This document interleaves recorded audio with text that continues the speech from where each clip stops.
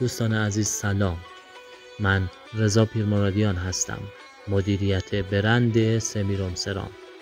امروز از شما خواهش میکنم که با من همراه باشید تا شما رو با خودم به کارگاه سمیرام سرام ببرم.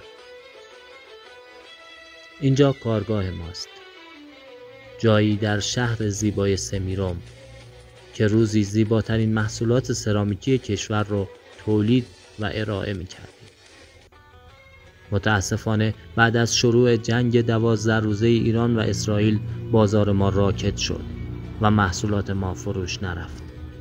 به همین دلیل ما نتونستیم مواد اولیه خودمون رو تأمین کنیم و مجبور شدیم که تعطیل کنیم. بله، 1 ماه است که ما تعطیلیم.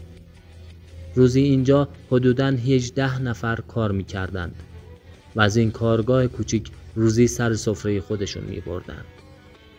اما امروز من موندم و این کارگاه خالی.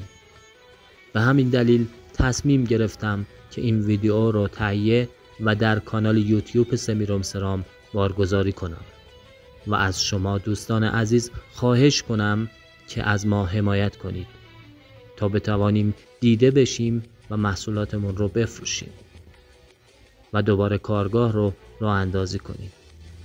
کافیست ما رو سابسکرایب کنید و یا لایک کنید و کامنت بگذارید.